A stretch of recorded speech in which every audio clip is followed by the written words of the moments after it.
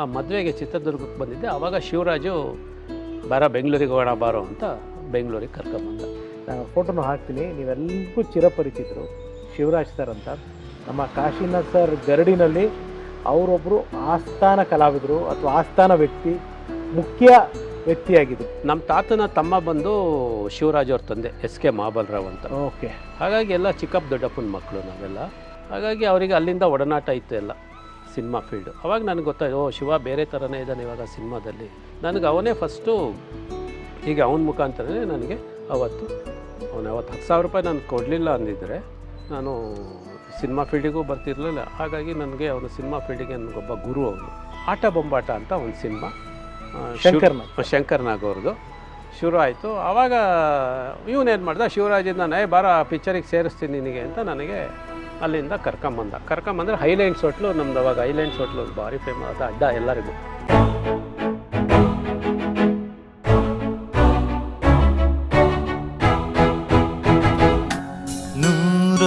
ನೂರೊಂದು ನೆನಪು. ಶಿವಮೊಗ್ಗದಲ್ಲಿದ್ದರೆ ನನ್ನ ರೂಟ್ ಚೇಂಜ್ ಆಗುತ್ತೆ, ಇರೋದು ಬೇಡ, ನಾನು ಬೇರೆ ರೂಟಿಗೆ ಹೊರಟೋಗ್ತೀನಿ, ರಿವೆಂಜು ಅದು ಇದು ಏನೇನೋ ಯೋಚನೆ ಆಗೋದು. ಬಟ್ ಎಲ್ಲೇ ಹೋದ್ರೂ ನಮ್ಮ ತಾಯಿ ಒಂದು ನಮಗೆ ಕಲಿಸಿದ್ದು ಪಾಠ, ಮನೆ ಇದು. ನನಗೆ ನನ್ನ ತಂಗಿ ಅಂದರೆ ನಂಗೆ ತುಂಬ ಇಷ್ಟ. ಚಂದ್ರಕಲಾ ಅಂತ ಇವತ್ತು ದೊಡ್ಡ ಸೊಸೈಟಿ ಮಾಡ್ಕೊಂಡಿದ್ದಾರೆ ಶಿವಮೊಗ್ಗದಲ್ಲಿ. ಅವಳಿಗೂ ಕಿತ್ತೂರು ರಾಣಿ ಚೆನ್ನಮ್ಮ ಅಂತ ಅವಾರ್ಡ್ ಎಲ್ಲ ಬಂತು ಇದರಿಂದ. ನನ್ನ ತಂಗಿ ಬಗ್ಗೆ ತುಂಬ ಯೋಚನೆ. ನಾನೇನಾದರೂ ಬೇರೆ ರೂಟಿಗೆ ಹೋದರೆ ನನ್ನ ತಂಗಿಗೆ ಪ್ರಾಬ್ಲಮ್ ಆಗುತ್ತೆ, ನಮ್ಮ ಅಕ್ಕಂಗೆ ಕೆಟ್ಟ ಹೆಸರು ಬರುತ್ತೆ, ನಮ್ಮ ತಂದೆ ತಾಯಿ ಕೆಟ್ಟ ಹೆಸರು ಬರುತ್ತೆ ಅಂತ ಆ ಒಂದು ವಾತಾವರಣ ಚೇಂಜ್ ಆಗೋಕ್ಕೋಸ್ಕರ ನಾನು ಶಿವಮೊಗ್ಗ ಬಿಡಬೇಕು ಅಂತ ಯೋಚನೆ ಮಾಡ್ತಾಯಿದ್ದೆ.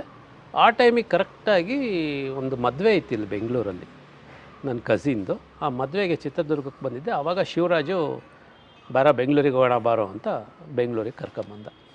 ಒಂದು 4 ದಿವಸ ಇದ್ದು ಹೋಗು ಅಂತ. ಆವಾಗ 4 ದಿವಸ ಇದ್ದೋಗು ಅಂದಾಗ ಆವಾಗ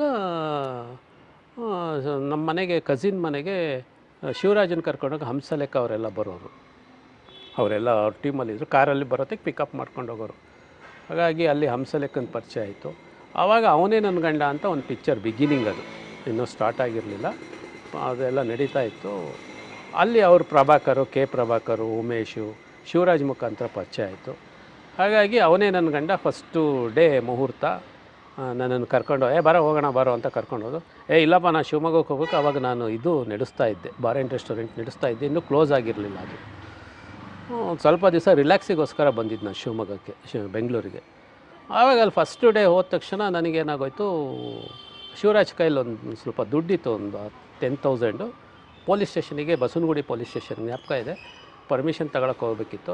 ದುಡ್ಡು ಇಟ್ಕೊಂಡಿರೋ ಅಂತ ನಂಗೆ ಕೊಟ್ಟ, ನಾನು ಜಾಬಲ್ಲಿ ಇಟ್ಕೊಂಡಿದ್ದೆ. ಆಮೇಲೆ ಅಲ್ಲಿ ಪರ್ಮಿಷನ್ ತಗೊಂಡು ಶೂಟಿಂಗಿಗೆ ಬಂದ್ವಿ. ಕಾಶಿನಾಥ್ ಅವರು, ಸುಧಾರಾಣಿ, MP ಶಂಕರು, ತುಂಬ ಜನ ಕಲಾವಿದರು ಆ ಪಿಕ್ಚರಲ್ಲಿ. ಶೂಟಿಂಗಿಗೆ ಬಂದು ಅವತ್ತೆಲ್ಲ ಶೂಟಿಂಗ್ ನಡೀತಿತ್ತು. ನಾನು ಸುಮ್ಮನೆ ಕೂತಿದ್ದೆ. ಆವಾಗ ನಮ್ಮ ಧನರಾಜ್ ಅಂತ ಇವಾಗ ಪ್ರೊಡ್ಯೂಸರ್ ಅವರು ಪ್ರೊಡಕ್ಷನ್ ಚೀಫ್ ಆಗಿದ್ರು. ಅದಕ್ಕೆ ಬಂದ ತಕ್ಷಣ ಸಾಯಂಕಾಲ ಏನಾಗೋಯ್ತು, ಎಲ್ಲರಿಗೂ ಪೇಮೆಂಟ್ ಕೊಡಬೇಕಲ್ವ. ಪೇಮೆಂಟ್ ಕೊಡೋ ಟೈಮಲ್ಲಿ ಶಿವರಾಜ್ ಏನು ಮಾಡಿದ್ರು, ಸುರೇಶ ನಾನು ಹೇಳ್ತೀನಿ ಒಬ್ಬೊಬ್ಬರಿಗೆ ಪೇಮೆಂಟ್ ಕೊಡೋ ಅಂದರು. ಪೇಮೆಂಟ್ ಕೊಡೋ ಅಂದರೆ ನೋಡು, ಒಂದು ಪೆನ್ನು ಪೇಪರು ಕೊಡಪ್ಪ ನೀಟಾಗೆ ಅಂದೆ. ಪ್ಯಾಡು ಪೆನ್ನು ಪೇಪರು ಕೊಟ್ಟರು. ಫಸ್ಟು ಇವ್ರಿಗೆ ಪೇಮೆಂಟು ಕನ್ವಿನ್ಸ್ ಅಂತ. ನನಗೆ ಅದೆಲ್ಲ ಗೊತ್ತಿಲ್ಲ, ಕಾಸ್ಟ್ಯೂಮರ್ ಅಂದರೆ ಯಾರು ಗೊತ್ತಿಲ್ಲ, ಮೇಕಪ್ ಅಂದರೆ ಗೊತ್ತಿಲ್ಲ. ಅವ್ರು ಹೇಳ್ಕೊಂಡಾಗ ಬರೀತಿದ್ದೆ. ಅದು ಎಲ್ಲ 15 ರೂಪಾಯಿ ಕನ್ವಿನ್ಸ್. ಎಲ್ಲ ಒಬ್ಬೊಬ್ರದ್ದೇ ಪೇಮೆಂಟು ಎಲ್ಲ ಬರದೆ ಎಲ್ಲ ಆಯಿತು. 10,000 ರೂಪಾಯಿ 8,000 ರೂಪಾಯಿ ಖಾಲಿ ಆಯಿತು. ಅವತ್ತು ಎಲ್ಲರಿಗೂ ಇಡೀ ಯೂನಿಟ್ ಎಲ್ಲ ಸೇರಿ 8,000 ರೂಪಾಯಿ ಪೇಮೆಂಟ್ ಆಯಿತು. 8,000 ರೂಪಾಯಿ ಒಂದೇ ಖರ್ಚು, ಒನ್ ಡೇ ಇಡೀ 8,000 ರೂಪಾಯಿ ಫುಲ್ ಪೇಮೆಂಟ್ ಎಲ್ಲ ಆಗಿ. ಆಮೇಲೆ 2,000 ರೂಪಾಯಿ ಉಳಿತು ಅಂತ ಶಿವನ್ ಕೊಡೋಕೋದೆ, ಇಟ್ಕ ಜಾಬಲ್ಲಿ ಅಂತ. ಅಷ್ಟೊತ್ತಿಗೆ ಕರೆಕ್ಟಾಗಿ ಪ್ರಭಾಕರ್ ಬಂದರು. ಪ್ರಭಾಕರ್ ಬಂದಿದ್ದೆ. ಎಲ್ಲ ವೇಣು ಅಂತ ಮ್ಯಾನೇಜರ್ ಇದ್ದರು ಅಲ್ಲಿ. ಅವರೆಲ್ಲ ಬರ್ಕೊಂಡಿದ್ದಾರೆ ಸರ್ ಕೊಟ್ಟಿರೋದನ್ನು. ಎಲ್ರಿ ಅದೇನು ರೀ ನೀವು ಬರ್ಕೊಂಡ್ರ ಅಂದರು. ಹ್ಞೂ ಅಂತ ಅಲ್ಲಿ ಲೀಸ್ಟ್ ಕೊಟ್ಟೆ. ನೋಡಿದ್ರು, ಅದನ್ನು ನೋಡಿದ್ದೆ. ಯಾರು ನೀವೇ ಬರ್ದಿದ್ದ ಇದು? ಹೌದು. ಹ್ಯಾಂಡ್ ರೈಟಿಂಗ್ ತುಂಬ ಚೆನ್ನಾಗಿದೆ, ಎಷ್ಟು ನೀಟಾಗಿ ಬರ್ದಿರಲ್ರಿ, ಅಕೌಂಟ್ ಬರ್ದಂಗೆ ಬರ್ದಿರ. ನನಗೆ ಯಾಕಂದರೆ ಬಾರ್ ಆ್ಯಂಡ್ ರೆಸ್ಟೋರೆಂಟಲ್ಲಿ ಅಕೌಂಟ್ ಎಲ್ಲ ಬರೆದೆಲ್ಲ ಅಭ್ಯಾಸ ಆಗೋಗಿರೋದ್ರಿಂದ ಅವೆಲ್ಲ ನೀಟಾಗೆ ಕ್ಲೀನಾಗಿ ಎಲ್ಲ ಬರೆದೆ. ದುಡ್ಡು ಕೊಟ್ಟೆ, ತಗೊಳ್ಳಿ ಸರ್ ಅಂತ, ಇಟ್ಕೊಳ್ಳಿ ಬನ್ನಿ ನಮ್ಮ ಮನೆಗೆ ಅಂತ ಕರ್ಕೊಂಡೋದ್ರು. ಸೀದಾ ಅವ್ರ ಮನೆ ಅಲ್ಲಿ ಹನುಮಂತ ನಗರದಲ್ಲಿತ್ತು. ಕರ್ಕೊಂಡೋಗಿ ಆ 2,000 ರೂಪಾಯಿ ಇಸ್ಕೊಳ್ಳಿಲ್ಲ, ಇನ್ನೊಂದು 10,000 ರೂಪಾಯಿ ತಂದು ಇಟ್ಕೊಳ್ರಿ ಅಂತ ಕೊಟ್ಟರು. ಏನಕ್ಕೆ ಸರ್ ಅಂದೆ. ಇಟ್ಕೊಂಡಿರಿ, ನೀಟಾಗಿ ಬರೀತೀರ ನೀವು ಅಕೌಂಟೆಲ್ಲ, ಸ್ವಲ್ಪ ನಿಮ್ಮ ಹತ್ರನೇ ಇರಲಿ. ನಮಗೂ ಇದಕ್ಕೆ ಸೆಟ್ ಆಗಲ್ಲ ಸರ್, ನಾವಲ್ಲಿ ಬಾರ್ ಆ್ಯಂಡ್ ರೆಸ್ಟೋರೆಂಟ್ ನಡೆಸ್ತಾ ಇರೋದು, ನಾ ಶಿವಮೊಗ್ಗಕ್ಕೆ ಹೋಗಬೇಕು. ಆ ಮನುಷ್ಯ ಏನು ಮಾಡಿದ್ರು ಬಿಡಲೇ ಇಲ್ಲ. ಒಂದು ವಾರ ಆದರೂ ಇರ್ರಿ ನಮ್ಮ ಜೊತೆ ಅಂತ. ಆ ಒಂದು ವಾರ ಅನ್ನೋದು ನನ್ನ ಲೈಫ್ ಚೇಂಜ್ ಆಗೋಯ್ತು. ಹಾಗಾಗಿ ನನಗೆ ಅಲ್ಲಿ ಹೀಗೆ ನನ್ನ ಸಿನಿಮಾ ನೆಟ್ಟು ಆ ಪಿಕ್ಚರಲ್ಲಿ ಕ್ಯಾಶಿಯರ್ ಅಂತ ನನಗೆ ಇದು ಮಾಡಿಸಿದ್ರು. ಅದಾದಮೇಲೆ ನೆಕ್ಸ್ಟ್ ಶೆಡ್ಯೂಲ್ ಸ್ಟಾರ್ಟ್ ಆಯಿತು. ಅವ್ರ ಜೊತೆ ವೇಣು ಅಂತ ಮ್ಯಾನೇಜರ್ ಬರಲೇ ಇಲ್ಲ. ಯಾಕಂದರೆ ಅವ್ರ ಜೊತೆ ಪರ್ಮನೆಂಟಾಗಿ ಅವಳೇ ನನ್ನ ಹೆಂಡ್ತಿ ಅದೆಲ್ಲ ಅವ್ನು ಮಾಡಿದ್ನಲ್ಲ, ಇವನು ಯಾವನೋ ಹೊಸಬ ಬಂದುಬಿಟ್ಟ, ನನಗೇನು ನನ್ನನ್ನು ಮಾತಾಡಿಸ್ತಾ ಇಲ್ಲ ಅಂತ ಹೇಳಿಬಿಟ್ಟು ಅವ್ನು ಬರಲೇ ಇಲ್ಲ. ನನಗೆ ಆ ವಿಷಯ ಗೊತ್ತಾಗೋಯ್ತು.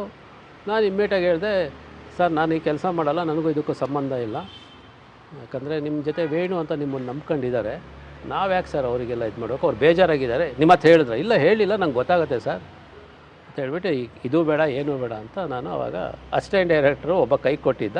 ಆವಾಗ ಕ್ಲಾಪ್ ಬೋರ್ಡ್ ಇಟ್ಕೊಂಡೆ ಅವನೇ ನನ್ನ ಗಡದಲ್ಲಿ ಫಸ್ಟ್ ಟೈಮು. ಆ ಸಿನಿಮಾ ಬಿಡಿ ತುಂಬ ಜಾಲಿ. ಅದು ಬರ್ತೀನಿ ಸುರೇಶ್ ಅಣ್ಣ. ಸಿನಿಮಾಗೆ ಬರೋಕ್ಕೆ ಮುಂಚೆ ಇವಾಗ ನೀವು ರಜಕ್ಕೆ ಅಂತ ಬಂದ್ರಿ, ಇಲ್ಲಿ ನಿಮಗೆ ವೃತ್ತಿ ಆಗೋಯ್ತಿದ್ದು ಸಿನಿಮಾ. ಬಾರ್ ಆ್ಯಂಡ್ ರೆಸ್ಟೋರೆಂಟ್ನಾಗ ಏನು ಮಾಡಿದ್ರಿ, ಹೆಂಗೆ ವೈಂಡ್ ಅಪ್ ಮಾಡಿದ್ರಿ ಅದನ್ನು?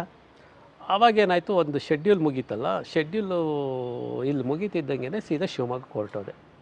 ಹೊರಟೋದ ತಕ್ಷಣ ನನ್ನ ತಾಯಿ ಹತ್ರ ಹೇಳಿದೆ, ಅಮ್ಮ ಹಿಂಗೆ ಸಿನಿಮಾದಲ್ಲಿ ಹಿಂಗೆ ಅಸಿಸ್ಟೆಂಟ್ ಡೈರೆಕ್ಟ್ ಆಗ್ತಾಯಿದ್ದೀನಿ, ಬೇಡ ಕಣೋ, ನೀನು ಇಲ್ಲಿ ಬಾರೆಲ್ಲ ಇದು ಮಾಡಿದ್ಯಾ, ಬಾರ್ ಕ್ಲೋಸ್ ಮಾಡು, ಬೇರೆ ಏನಾದರೂ ಮಾಡು, ಬೇಡ ಹೋಗಬೇಡ, ಸಿನಿಮಾ ಫೀಲ್ಡು, ನಿನಗೇನು ನಾಲೆಡ್ಜ್ ಇದೆ ಅದ್ರ ಬಗ್ಗೆ, ನಿನಗೆ ಅದ್ರ ಬಗ್ಗೆ ಏನು ಅನುಭವ ಇಲ್ಲ, ಏನಿಲ್ಲ, ನೀನೇನು ಆ ಲೆವೆಲ್ಲಿಗೆ ಓದೂ ಇಲ್ಲ.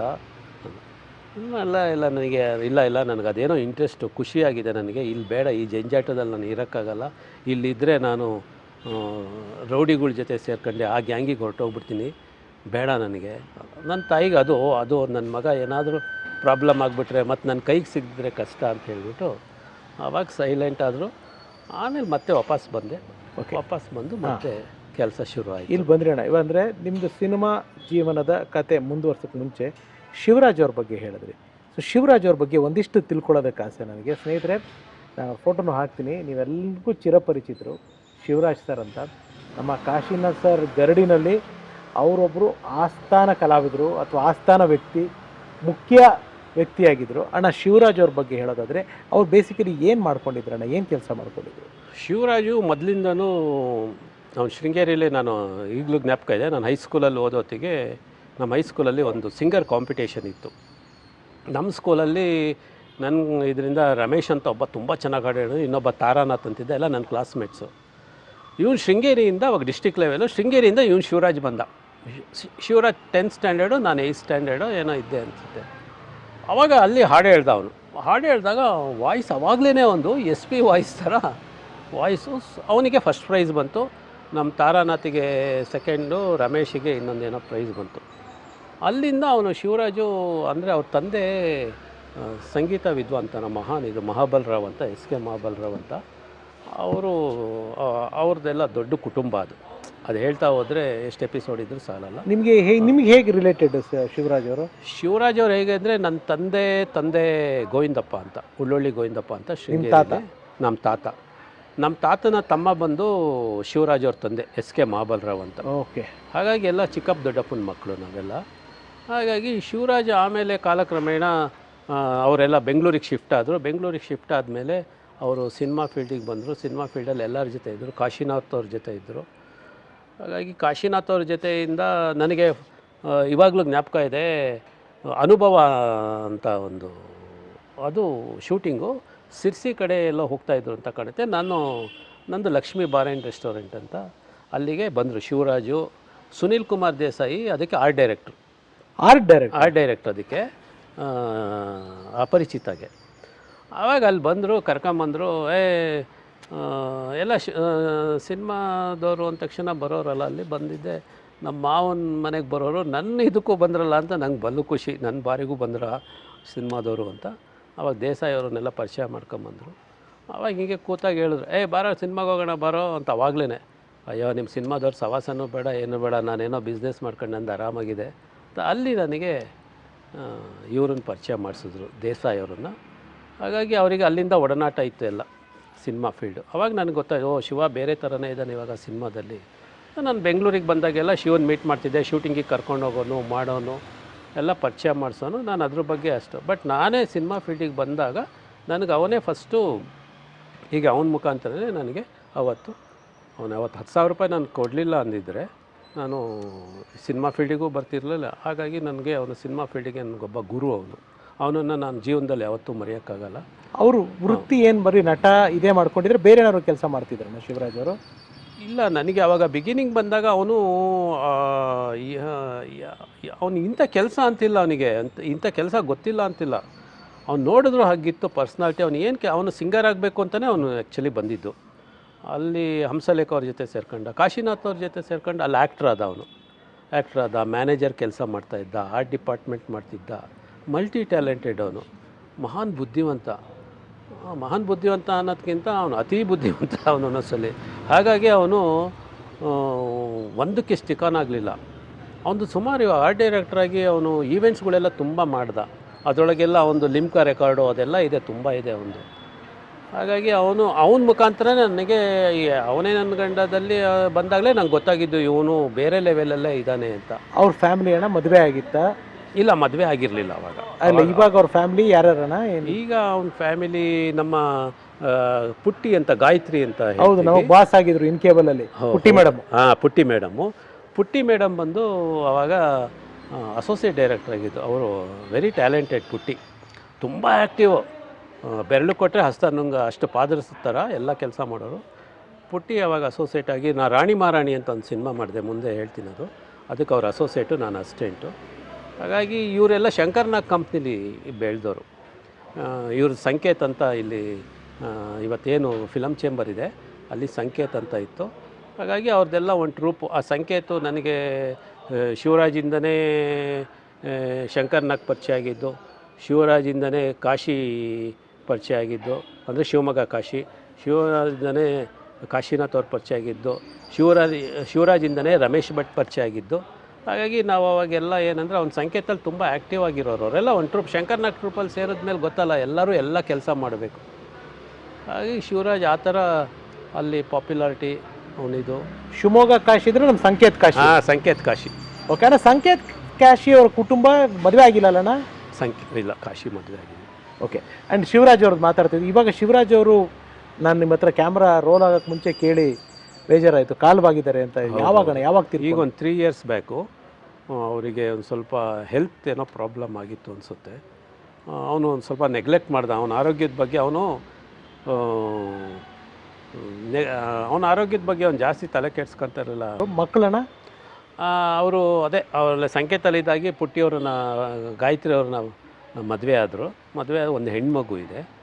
ಅವ್ರ ಮನೆ ಇಲ್ಲಿ ಬ್ರಿಗೇಡ್ ಮಿಲಿಯಮಲ್ಲಿದೆ. ಪುಟ್ಟಿಯವರು, ಅವರು ಗಾಯತ್ರಿ ಅವರು ಇದರೊಳಗಿದ್ದರು ಅಂತ ಕಾಣುತ್ತೆ. ಅಹುಜಾಲೋ ಎಲ್ಲೋ MD ಆಗಿ ನಾನು ಕೇಳಿದಾಗ ಆರಾಮಾಗಿದ್ದಾರೆ ಅವರು, ಏನು ತೊಂದರೆ ಇಲ್ಲ. So madam, thank you. ನಿಮಗೆ ನಾನು ಜ್ಞಾಪಕ ಇದೀನೋ ಇಲ್ಲೋ ಗೊತ್ತಿಲ್ಲ, ನನಗೆ ನೀವು ತುಂಬ ಚೆನ್ನಾಗಿ ಜ್ಞಾಪಕ ಇದ್ದೀರಾ. ನಮಗೆಲ್ಲ ಕೆಲಸಗಳಿಲ್ದಿರೋ ಟೈಮಲ್ಲಿ ನೀವು ಕೆಲಸ ಕೊಟ್ಟು ನಮ್ಮನ್ನು ಸಪೋರ್ಟ್ ಮಾಡಿದವರು. Thank you madam. ನಿಮ್ಮ ಯಜಮಾನರು ಶಿವರಾಜ್ ಅಂತ ಇವಾಗ ಸುರೇಶಣ್ಣ ಹೇಳಿದ್ಮೇಲೆ ಗೊತ್ತಾಗಿದ್ದು. ಥ್ಯಾಂಕ್ಸ್. ಎಸ್ ಸುರೇಶಣ್ಣ, ಕಮಿಂಗ್ ಬ್ಯಾಕ್ ಟು ನಿಮ್ಮ ವಿಚಾರಕ್ಕೆ ಮತ್ತೆ ಯಾಕೆಂದರೆ ನಿಮ್ಮದು ಇಷ್ಟು ದೊಡ್ಡ ಅನುಭವಗಳು, ನಿಮ್ಮ ವಿಚಾರ ಮತ್ತೊಂದು ಹೋಗಿ ಬಂದು ಮಾಡ್ತಾ ಇರ್ತೀನಿ. ಅವನೇ ನನ್ನ ಗಂಡಾಗೆ ಡೈರೆಕ್ಷನ್ ಡಿಪಾರ್ಟ್ಮೆಂಟಿಗೆ ಬಂದ್ರಿ. ಸೊ ಕ್ಯಾಶ್ ಹೋಗಿ ಕ್ಲಾಪ್ ಬೋರ್ಡ್ ಬಂತು ಕೈಗೆ. ಅಸಿಸ್ಟೆಂಟ್ ಡೈರೆಕ್ಟರ್ ಆದಾಗ ಅಂದರೆ ಈ ಡೈರೆಕ್ಷನ್ ಬಗ್ಗೆ, ಅಂದರೆ ಈ ಒಂದು ಶೆಡ್ಯೂಲಲ್ಲಿ ನಿಮ್ಗೆ ಗೊತ್ತಿರುತ್ತೆ ಸಿನಿಮಾ ಹೇಗೆ ನಡೆಯುತ್ತೆ ಏನು ಅಂತ. ಏನು ತಿಳ್ಕೊಂಡ್ರಿ ಒಬ್ಬ ಅಸಿಸ್ಟೆಂಟ್ ಡೈರೆಕ್ಟ್ರಾಗಿ? ಏನು ತಿಳ್ಕೊಂಡ್ರಿ ನಾವು ಪಿಕ್ಚರಲ್ಲಿ? ನನಗೆ ಬಿಗಿನಿಂಗು ಅವನೇ ನನ್ನ ಗಂಡ ಮಾಡಿದಾಗ ನಾನು ಅಸಿಸ್ಟೆಂಟ್ ಡೈರೆಕ್ಟ್ರು ಅಂದ ತಕ್ಷಣ ನನಗೆ ಅದು ಏನೂ ತಲೆಯಲ್ಲಿ ಇರಲಿಲ್ಲ. ಅದ್ರ ಬಗ್ಗೆ ನನಗೆ ಅಷ್ಟು ನಾಲೆಡ್ಜ್ ಇರಲಿಲ್ಲ. ಬರೀ ಅಲ್ಲಿ ಶಿವಮೊಗ್ಗದಿಂದ ಬಂದಿದ್ದೀನಿ, ನನ್ನ ಮೈಂಡ್ ರಿಲ್ಯಾಕ್ಸ್ ಆಗಿರಬೇಕು, ಜಾಲಿಯಾಗಿರ್ಬೇಕು ಅಷ್ಟೇ. ಅದಕ್ಕೆ ತಕ್ಕಂತೆ ಅವನೇ ನನ್ನ ಗಂಡದಲ್ಲಿ ನಮ್ಮದೊಂದು ಟೀಮ್ ಇತ್ತು. ಶಿವರಾಜು, ಸಿ ಕೈ ಚಂದ್ರು, ವನಿತಾ ವಾಸು, ಇನ್ನೊಬ್ಬ ದರ್ಶನ್ ಅಂತ ಇದ್ದ, ಸಿಂಗ್ ಅಂತ. ಒಂದೊಂದು ಕಾರ್ ಇತ್ತು, MYZ 7085 ಏನೋ ಕಾರ್ ನಂಬರ್ ಅದು. ಆ ಕಾರೊಳಗೆ ನಾವು ಪ್ಯಾಕಪ್ ಆದ ತಕ್ಷಣ ಸೀದಾ ಇಡೀ ಬೆಂಗಳೂರು ತಿರುಗೋದು. ಅವತ್ತು ಇದಿದೆ, ಇವತ್ತು ಏನು ಬಸ್ ಸ್ಟ್ಯಾಂಡ್ BTS ಏನಿದೆ BMTC, ಅದು ಅವತ್ತು ಕಾಂಗ್ರೆಸ್ ಎಕ್ಸಿಬಿಷನ್ ಆಯಿತು. ಅದು ಫುಲ್ಲು ಎಂಟಿ ಜಾಗ, ಅದು ಕಾಂಗ್ರೆಸ್ ಎಕ್ಸಿಬಿಷನ್ ನಡೆಯೋದಲ್ಲಿ ಯಾವಾಗಲೂ. ಅವಾಗ ಅದು ಯಾವುದೂ ಇರಲಿಲ್ಲ. ನಾವೆಲ್ಲ ಗ್ಯಾಂಗ್ ಹೋಗೋದು, ಅಲ್ಲೂ ತಿರುಗಾಡೋದು ಮಾಡೋದು ಎಲ್ಲ ಮಾಡ್ಕೊಂಡು ಇದೇ ಥರ ಇದ್ವಿ. ನನಗೇನು ಸೀರಿಯಸ್ನೆಸ್ ಇರಲಿಲ್ಲ, ನನಗೆ ಖುಷಿ ಎಲ್ಲ. ಆಮೇಲೆ ಪ್ರಭಾಕರ್ ಕೇಳೋರು, ಏನು ರೀ ಬರ್ತೀರಾ ನೀವು ಕೆಲಸ ಮಾಡೋದು ಬಿಟ್ಬಿಟ್ಟು ವನಿತಾ ವಾಸು ಜೊತೆ ಮಾತಾಡ್ತಾ ಕೂತಿರ್ತೀರಾ, ನಗ್ತಾ ಇರ್ತೀರಾ, ಇದು ಮಾಡ್ತೀರಾ ಅಂತ. ನಾನೊಂದು ಸಲ ವನಿತಾ ವಾಸುಗೆ ಹೇಳಿದೆ, ಹಿಂಗೆ ಅಂತಾರೆ ಪ್ರಭಾಕರ್ ಅಂದ ತಕ್ಷಣ. ಹಂಗಾರೆ ಸುಮ್ಮನಿರು ಸುರಿ, ನಾಳೆ ಬಂದ ತಕ್ಷಣ ಸುಮ್ಮನೆ ನಗಕ್ಕೆ ಶುರು ಮಾಡೋಣ, ಅವನಿಗೆ ಹೊಟ್ಟೆ ಹೊರಿಸ್ಬಿಡೋಣ ಅಂತ. ಈ ಥರ ಜಾಲಿ, ನನಗೆ ಅವಾಗ ಏನು ಆ ಸೀರಿಯಸ್ನೆಸ್ ಇರಲಿಲ್ಲ, ಜಾಲಿ ಜಾಲಿ ಜಾಲಿಯಾಗಿರೋದು. ಆ ಸಿನಿಮಾ ಮುಗೀತು, ಅವನೇ ನನ್ನ ಗಂಡ ಮುಗಿಯೋಷ್ಟೊತ್ತಿಗೆ ನನಗಾಗಲೇ ಸಂಕೇತ್ ಪರಿಚಯ ಆಯಿತು, ಹಂಸಲೇಖ ಅವ್ರ ಪರಿಚಯ ಆಯಿತು. ಹಂಸಲೇಖ ಅವರು ಅವಾಗ ಅದೊಂದಿದೆ, ಯಾವಾಗಲೂ ಅಷ್ಟೇ, ನಾನು ಅಲ್ಲಿ ಹೋಗ್ಬಿಟ್ರೆ ಸಾಕು, ಕರಾಟೆ ಬಂದ ಅನ್ನೋರು ಬೇಕು ಅಂತ ಸಂಕೇತಲ್ಲಿರೋರು. ಯಾಕಂದರೆ ಅಲ್ಲಿ ನಮ್ಮ ಕಸಿನ್ ಮನೆಗೆ ಬಂದಾಗ ನಾನು ಕರಾಟೆ ಪ್ರಾಕ್ಟೀಸ್ ಮಾಡ್ತಾ ಇರ್ತಿದ್ದೆ ಮಾರ್ನಿಂಗು, ಅದು ನೋಡ್ಕೊಂಡು ಹೋಗ್ಬಿಟ್ಟಿದ್ರು ಯಾವತ್ತೋ ಒಂದು ದಿವಸ. ಸಂಕೇತಿಗೆ ಬಂದುಬಿಟ್ರೆ ಹಂಗನೋರು. ಹಾಗಾಗಿ ಹಂಸಲೇಖ ಅವ್ರ ಪರಿಚಯ ಆಯಿತು. ಅಲ್ಲಿ ಸಿ ಕೈ ಚಂದ್ರು ಪರಿಚಯ ಆಯಿತು. ಸಿ ಕೈ ಚಂದ್ರು ಅವತ್ತು ಕಂಡಕ್ಟರ್ ಕರಿಯಪ್ಪ ಅಂತ ತುಂಬ ಸೂಪರ್ ಡೂಪರ್ ಸೀರಿಯಲ್. ಹಾಗಾಗಿ ಎಲ್ಲೋದ್ರೂ ಅವನಿಗೆ ಆಟೋಗ್ರಾಫ್ ಹೀರೋ ಥರ. ಹಾಗಾಗಿ ನಾನು ಸಿ ಕೈ ಚಂದ್ರು ಜೊತೆ ಸೀರಿಯಲ್ ಮಾಡೋಕ್ಕೆ ಅಂತ ಸೇರ್ಕೊಂಡೆ. ಆವಾಗ ಮಿಸ್ಟರ್ ಟೆನೆಂಟ್ ಅಂತ ಒಂದು ಸೀರಿಯಲ್ ಮಾಡಿದ್ವಿ. ಅವನೇ ನನ್ನ ಗಂಡದಲ್ಲಿ ನಾನೇನು ದುಡ್ಡು ಎಕ್ಸ್ಪೆಕ್ಟ್ ಮಾಡಲಿಲ್ಲ. ಯಾಕಂದರೆ ನಾನು ನೋಡಿ, ಇದು ಒಂದೇ ಫೀಲ್ಡ್ ಒಳಗೆ ನಿಮಗೆ ಕೆಲಸ ಕಲಿಸ್ಬಿಟ್ಟು ಪೇಮೆಂಟ್ ಕೊಟ್ಟು ಊಟ ತಿಂಡಿ ಕೊಟ್ಟು ಕಾಫಿ ಕೊಟ್ಟು ಮನೆಗೆ ಕಾರ್ ಕಳಿಸೋದು ಇದೊಂದೇ ಫೀಲ್ಡು. ಹಾಗಾಗಿ ಈ ಫೀಲ್ಡ್ ಒಳಗೆ ನೀವು ಯಾವತ್ತೂ ಚಿರಋಣಿಯಾಗಿರೋದು ಭಾರಿ ಒಳ್ಳೆಯದು ಅನಿಸುತ್ತೆ ನನಗೆ. ಹಾಗಾಗಿ ನನಗೆ ಅದ್ರ ಬಗ್ಗೆ ಏನಿಲ್ಲ. ನನಗೆ ಇಷ್ಟೇ ಆರ್ಟಿಸ್ಟ್ ಪರಿಚಯ ಆಯಿತು, ಶಂಕರ್ನಾಗ್ ಪರಿಚಯ ಆಯಿತು, ಸಂಕೇತ್ ಟ್ರೂ ಪರಿಚಯ ಆಯಿತು, ಹಂಸಲೇಖ ಪರಿಚಯ ಆಯಿತು, ಸಿ ಕೈ ಚಂದ್ರು ಪರಿಚಯ ಆಯಿತು. ಇದೇ ಖುಷಿ ನನಗೆ. ಅದು ದುಡಿಮೆ ಮಾಡಬೇಕು, ದುಡ್ಡು ಮಾಡಬೇಕಂದ್ರೆ ನಾನು ಮನೆಗೂ ಕೊಡೋದೇನು ಅಂಥದ್ದೇನು ಇರಲಿಲ್ಲ ಅವಾಗ. ನನ್ನ ಪಾಡಿಗೆ ನಾನು ಇಂಡಿಪೆಂಡೆಂಟ್ ಆಗಿರೋದ್ರಿಂದ ಆ ಥರ ಯೋಚನೆಗಳು ಇರಲಿಲ್ಲ ಅವಾಗ. ಹಾಗಾಗಿ ಅಲ್ಲಿ ಸಿ ಕೈ ಚಂದ್ರು ಟೆನೆಂಟ್ ಅಂತ ಒಂದು ಸೀರಿಯಲ್ಲು. ಆ ಟೆನೆಂಟ್ ಮಾಡೋತ್ತಿಗೆ ನಾವಿಲ್ಲಿ ಚಾಮರಾಜಪೇಟೆಯಲ್ಲಿ ಅವನು ನವೀನ್ ಅಂತ, ಅವರು ನವೀನ್ ಪಡ್ಕೆಯಿಂದ ಅವ್ರದ್ದು ಪ್ರೊಡ್ಯೂಸರ್. ಅದಕ್ಕೆ ಅವನು ಆ್ಯಕ್ಟ್ರ್ ಆಗಿದ್ದ.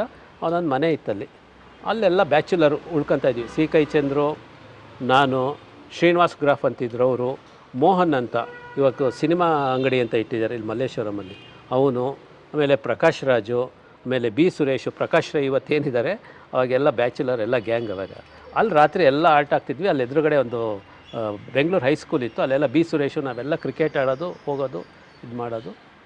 ಹಾಗಾಗಿ ಸಿ ಕೈ ಚಂದ್ರ ಜೊತೆ ಒಂದಿಷ್ಟು ಸೀರಿಯಲ್ಗಳು ಮಾಡಿದೆ. ಅವ್ರು ಯಾವುದೇ ಮಾಡಿದ್ರು ಅದಕ್ಕೆ ಅಸೋಸಿಯೇಟಾಗಿ ವರ್ಕ್ ಮಾಡ್ತಾಯಿದ್ದೆ. ಅಲ್ಲಿಂದ ಹಂಸಲೇಖ ಬರ್ತಿದ್ದೆ. ಇಲ್ಲಿ ರೇಸ್ವಿಲಿ ಹಂಸಲೇಖ ಅವ್ರ ರೂಮ್ ಇತ್ತು. ಆವಾಗ ನನಗೇನಾಯಿತು, ಹಂಸಲೇಖ ಅವರು ಏನೋ ಅಸಿಸ್ಟೆಂಟ್ ಡೈರೆಕ್ಟ್ರಾಗಿ ಮಾಡೋದು ಬಿಟ್ಟು ಸುಮ್ಮನೆ ಹಿಂಗೆ ತಿರುಗಾಡ್ಕೊಂಡಿರ್ತೀಯ, ಹೋಗೋ ಅಂತ ಓಡಿಸೋರು ನನಗೆ. ಅಲ್ಲಿ ಟೂರಿಸ್ಟ್ ಹೋಟ್ಲೊಳಗೆ ನಮ್ಮ ಇವರು ನಂಜುಂಡಪ್ಪ ಅಂತ CBI ಇದು ನಂಜುಂಡಪ್ಪ ಅವರದು, ಕೃಷ್ಣಮರಾಜು ಅವ್ರದ್ದು ಸಾಂಗ್ಲಿಯಾನ ಎಲ್ಲ ಮಾಡಿದ್ರಲ್ಲ, ಒಳ್ಳೆ ಇವರು. ಅವ್ರ ಹತ್ರ ನಾನು ಹೇಳ್ತೀನಿ, ಹೋಗಿ ಕೆಲ್ಸಕ್ಕೆ ಸೇರ್ಕೊ ಹೋಗು ಅಂತ.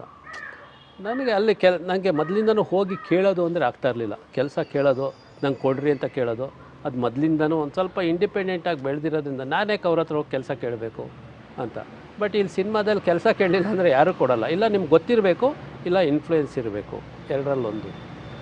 ಓಡಿಸೋರು ರೇಸ್ವಿಯಿಂದ ಟೂರಿಸ್ಟ್ ತನಕ ಹೋಗೋದು, ಅವ್ರ ಹತ್ರ ಕೇಳೋದು ಮಾಡೋದು. ನಾ ಹೇಳ್ತೀನಿ. ಆವಾಗ ಒಂದು ಸ್ವಲ್ಪ ರಿಯಲೈಸ್ ಆಗೋಕ್ಕೆ ಶುರು ಆಯ್ತು ನನಗೆ. ಓಹೋ, ಸಿನಿಮಾ ಫೀಲ್ಡು ಇನ್ಫ್ಲೂಯೆನ್ಸು ಜಾಸ್ತಿ ದಿವಸ ವರ್ಕ್ ಆಗೋಲ್ಲ. ಇದು ಒಂದು ಸಿನಿಮಾ 2 ಸಿನಿಮಾ ಮಾತ್ರ ಇನ್ಫ್ಲೂಯೆನ್ಸು, ನಿಂಗೆ ಕೆಲಸ ಗೊತ್ತಿದ್ರೇ ಮಾತ್ರನೇ ಕರೆಯೋದು ಅಂತ. ಅಲ್ಲಿ ನನಗೆ ಸೀರಿಯಸ್ ಸ್ಟಾರ್ಟ್ ಆಯಿತು. ಅಲ್ಲಿ ನಾನು ಇನ್ನೂ ಕೆಲಸ ಕಲಿಬೇಕು, ಹಾರ್ಡ್ ವರ್ಕ್ ಮಾಡಬೇಕು ಅಂತ ಸ್ಟಾರ್ಟ್ ಆಯಿತು. ಆವಾಗ ನಾನು ಅಲ್ಲಿಂದ ನೆಕ್ಸ್ಟ್ ಏನಾಯಿತು, ಇವ್ರ ಜೊತೆ ಆಟ ಬೊಂಬಾಟ ಅಂತ ಒಂದು ಸಿನಿಮಾ ಶಂಕರ್ನಾಗ್ ಅವ್ರದ್ದು ಶುರು ಆಯಿತು. ಆವಾಗ ಇವನೇನು ಮಾಡ್ದ, ಶಿವರಾಜಿಂದ ಬಾರ ಪಿಕ್ಚರಿಗೆ ಸೇರಿಸ್ತೀನಿ ನಿನಗೆ ಅಂತ ನನಗೆ ಅಲ್ಲಿಂದ ಕರ್ಕೊಂಬಂದ್ರೆ ಹೈಲೈನ್ಸ್ ಹೋಟ್ಲು ನಮ್ದು. ಅವಾಗ ಹೈಲೈನ್ಸ್ ಹೋಟ್ಲು ಭಾರಿ ಫೇಮಸ್, ಅದು ಅಡ್ಡ ಎಲ್ಲರಿಗೂ. ಹೈಲೈನ್ಸ್ ಹೋಟ್ಲಲ್ಲಿ ಅದ್ರ ಮಧ್ಯದಲ್ಲಿ ಸಂಕೇತಲ್ಲಿ ಏನಂದರೆ, ನನಗೆ ಸಿನಿಮಾ ನಾನು ಕಲಿಬೇಕು ಅಂದರೆ ಏನು ಮಾಡಬೇಕು ಅಂದರೆ ನನಗೆ ಎಡಿಟಿಂಗ್ ಗೊತ್ತಿರಬೇಕು ಅಂತ. ಹಾಗಾಗಿ ಎಡಿಟಿಂಗ್ ಏನಾದರೂ ಗೊತ್ತಿರಬೇಕು. ಅಣ್ಣಾದವ್ರೆ ಅಂತಿದ್ರು ಸಂಕೇತಲ್ಲಿ, ಸುರೇಶ್ ಅರ್ಸ್ ಅಂತಿದ್ದಾರೆ, ಫೇಮಸ್ಸು ಎಡಿಟರು. ನಾನೆಲ್ಲ ಹೆಸರು ಕೇಳಿದ್ದೆ. ಅವ್ರ ಜೊತೆ ಹೋಗೋ ಕೆಲಸ ನಾನು ಹೇಳ್ತೀನಿ, ಅಪ್ರೆಂಟಿಸಾಗಿ ವರ್ಕ್ ಮಾಡೋದು. ಆಮೇಲೆ ಅವ್ರದ್ದು ಇದರೊಳಗೆ ಜ್ಯೋತಿ ಎಡಿಟಿಂಗ್ ಅಂತ ವಿಲ್ಸನ್ ಗಾರ್ಡನಲ್ಲಿತ್ತು. ಅವ್ರ ಹತ್ರ ಹೋಗಿ ಹೀಗೆ ಅಣ್ಣಾದವ್ರೆ ಹೇಳಿ ಕಳಿಸ್ಯಾರೆ ಮಾಡಿದ್ದಾರೆ. ಆಯಿತು ರೀ, ನೆಕ್ಸ್ಟ್ ಯಾವಾಗಾದರೂ ಹೇಳಿ ಕಳಿಸ್ತೀನಿ. ಅಲ್ಲೊಂದು 3-4 ಸಲ ಅಲ್ಲದೆ ಆವಾಗ ಸಿನಿಮಾ ತಿಳ್ಕೊಳ್ಳೋಕೆ ಶುರು ಮಾಡಿದೆ. ಈ ಕಷ್ಟಗಳು ಇವೆಲ್ಲ ಇವಾಗ ಗೊತ್ತಾಗೋಕ್ಕೆ ಶುರು ಆಗಿತ್ತು ನನಗೆ. ಶಿವಮೊಗ್ಗ ಬಿಟ್ಟು ಬರೋ ತನಕ ನನ್ನ ಕಷ್ಟ ಅನ್ನೋದೇ ನಂಗೆ ಲೈಫಲ್ಲಿ ಗೊತ್ತಿರಲಿಲ್ಲ. ನನ್ನ ತಂದೆ ತಾಯಿ ಅಷ್ಟು ಚೆನ್ನಾಗಿ ನಂಗೆ ಸಾಕಿದ್ರು. ಆ್ಯಕ್ಚುಲಿ ನನಗೆ ಕ್ಲಾಪ್ ಹೊಡೆಯೋದು ಬರ್ತಾ ಇರಲಿಲ್ಲ, ಬರೀ ಅಲ್ಲಿ ತೋರಿಸ್ತಾ ಇದ್ವಿ, ಕಲ್ತಿರಲಿಲ್ಲ. ಯೋಚನೆ ಮಾಡಿದೆ, ಬರಲ್ಲ ಅಂದರೆ ಕೆಲ್ಸಕ್ಕೆ ಸೇರಿಸ್ಕೊಳ್ಳಲ್ಲ, ಬರುತ್ತೆ ಅಂದ್ಬಿಟ್ಟೆ ಸುಮ್ಮನೆ. ಸೌಂಡ್ ಕ್ಲಾಪ್ ಮಾಡ್ತೀನಿ ಸರ್ ಅಂತ ಅಂದ ತಕ್ಷಣ ಸೀದಾ ಕರ್ಕೊಂಡೋದ್ರು ಇವ್ರ ಹತ್ರ, ಗೌರಿ ಸರ್ ಹತ್ರ ಕರ್ಕೊಂಡು ಗೌರಿ ನಮ್ಮ ಸಂಖ್ಯೆ ಇಟ್ಟರು ಪಾಪ ಹುಡುಗ ಕ್ಲಾಪ್ ಎಲ್ಲ ಚೆನ್ನಾಗಿ ಹೊಡಿತಾನೆ, ಇವನನ್ನು ಅಸಿಸ್ಟೆಂಟ್ ಡೈರೆಕ್ಟರ್ ನಿನ್ನ ಜೊತೆ ಇಟ್ಕೊಂಬಿಡು ಅಂತ ನನಗೆ ಅಲ್ಲಿ ಅಸಿಸ್ಟೆಂಟ್ ಡೈರೆಕ್ಟರ್ ಸೇರಿಸಿದ್ರು.